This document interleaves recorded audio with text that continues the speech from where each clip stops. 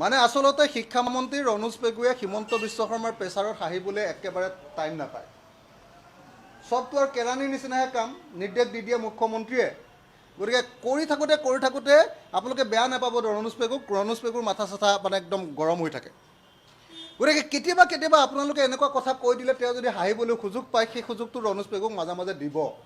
আৰু মইতো ভাবোঁ যে আচলতে এই যে পেপাৰ লিক ইমান যে হয় এইটোহে আচলতে মুখ্যমন্ত্ৰীয়ে যে বেলেগ হেৰিয়াৰ কথা কৈ আছে, গ্ৰীনিছ বুক অফ ৱৰ্ল্ড ৰেকৰ্ডৰ কথা কৈ আছে, এইটোহে আচলতে গ্ৰীনিছ বুক অফ ৱৰ্ল্ড ৰেকৰ্ডত আহিব লাগে। ডাক্তৰ ৰনোজ পেগুৱে পৰীক্ষাৰ ৰিজাল্ট কেতিয়া দিব সেইটোও বেচেৰাই ঘোষণা কৰিবলৈ নাপায়। একোতে নাই আৰু ৰনোজ পেগু, হয়নে নহয়? এতিয়া কিন্তু গোটেই দুখটো ডাক্তৰ ৰনোজ পেগুৰ ওপৰত। যেতিয়া পৰীক্ষা নাপাতে তেতিয়াহে তেওঁলোকৰ পেপাৰ লিক নহয়, পৰীক্ষা যেতিয়া নাপাতে। আৰু মইতো ভাবোঁ যে আচলতে এই যে পেপাৰ লিক ইমান যে হয় এইটোহে আচলতে মুখ্যমন্ত্ৰীয়ে যে বেলেগ হেৰিয়াৰ কথা কৈ আছে, গ্ৰীনিছ বুক অফ ৱৰ্ল্ড ৰেকৰ্ডৰ কথা কৈ আছে, এইটোহে আচলতে গ্ৰীনিছ বুক অফ ৱৰ্ল্ড ৰেকৰ্ডত আহিব লাগে। যে অসম চৰকাৰে এতিয়ালৈকে পতা কিমানটা পৰীক্ষাত, বিজেপি চৰকাৰৰ দিনত কিমানটা পৰীক্ষাত এতিয়ালৈকে পেপাৰ গৰুৰে খাইছে, কিমানখন পেপাৰ লিক হৈছে। আৰু এনেকুৱা গোটেই পৃথিৱীত নিশ্চয় কোনো পৰীক্ষাতে বা কোনো বৰ্ডতে বা কোনো দেশতে নিশ্চয় এনেকৈ পেপাৰ কেতিয়াও লিক নহয়। গতিকে এইটো গিনিছ বুক অফ ৱৰ্ল্ড ৰেকৰ্ডত 14 এপ্ৰিলত যে প্ৰধানমন্ত্ৰী আহিব সেইদিনা একেটা সময়তে আমাৰ বিহুৰ নাচনীসকলৰ লগত তেওঁ চেলফি লওঁতে একেটা সময়তে গিনিছ বুক অফ ৱৰ্ল্ড ৰেকৰ্ডত এই ৰেকৰ্ডটো কৰি গ'লে অসমৰ নাম্বাৰটো 3 নম্বৰলৈ হৈ যাব। আমাৰ মুখ্যমন্ত্ৰীয়েও আৰু এটা উফাইদাং মাৰিব পাৰিব যে গিনিছ বুক অফ ৱৰ্ল্ড ৰেকৰ্ডত আমি আৰু 3 নম্বৰত সোমাই গ'লোঁ। আৰু এটা সোমাই গ'ল কি যে আমাৰ পেপাৰ লিক হোৱা কথাটো। এতিয়া খালি মোৰ এটা প্ৰশ্ন হ'ল দেই, এই যে পেপাৰ লিক হৈছে, মুখ্যমন্ত্ৰীয়ে মেট্ৰিক পৰীক্ষা পাতিব বুলি তেওঁৰ নিজৰ ক্ৰেডিটটো লয়, আমুক তাৰিখে মেট্ৰিক পৰীক্ষা হ'ব, তেওঁ টুইটত দিয়ে। পেপাৰ লিক হোৱা কথাটো টুইটত দিছেনে নাই মুখ্যমন্ত্ৰীয়ে? এনেতো যিমান কাম ভাল কাম হয় নহয় চববিলাকৰ ক্ৰেডিট মুখ্যমন্ত্ৰীলৈ যায়।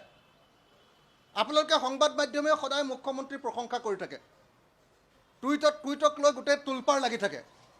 এতিয়া প্ৰশ্নটো হ'ল যে এই যে প্ৰত্যেকবাৰ এইবাৰ মেট্ৰিক পৰীক্ষাত 3খন পেপাৰ লিক হ'ল নহয় জানো? এতিয়ালৈকে 3টা টুইট মুখ্যমন্ত্ৰীয়ে দিছেনে নাই বাৰু? টুইট মুখ্যমন্ত্ৰী credit grows two Himanta Biswa Sharma. এই যে পেপাৰ লিক হৈছে এনেতো মানে ৰনোজ পেগুৰতো কোনো ভূমিকাই নাই। ডাক্তৰ ৰনোজ পেগুৱে মেট্ৰিক পৰীক্ষা কেতিয়া হ'ব এইটোও ঘোষণা কৰিবলৈ নাপায়। ডাক্তৰ ৰনোজ পেগুৱে পৰীক্ষাৰ ৰিজাল্ট কেতিয়া দিব সেইটোও বেচেৰাই ঘোষণা কৰিবলৈ নাপায়। একোতে নাই আৰু ৰনোজ পেগু, হয়নে নহয়? এতিয়া কিন্তু গোটেই দুখটো ডাক্তৰ ৰনোজ পেগুৰ ওপৰত। দায়বদ্ধতাটো ৰনোজ পেগুৰ, গোটেই দুখটো ৰনোজ পেগুৰ।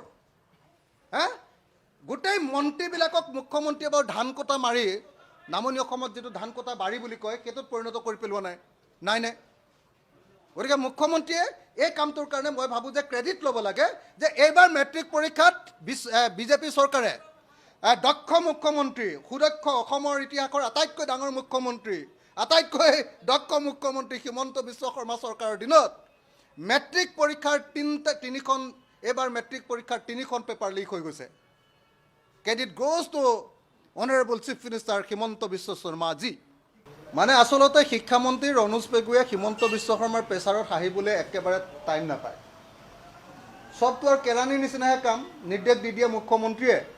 গতিকে কৰি থাকোঁতে আপোনালোকে বেয়া নাপাব ৰনোজ পেগুৰ মাথা চাথা মানে একদম গৰম হৈ থাকে।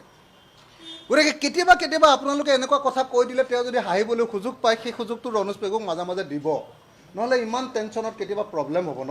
সুযোগ মাজে মাজে দি থাকিব প্লিজ।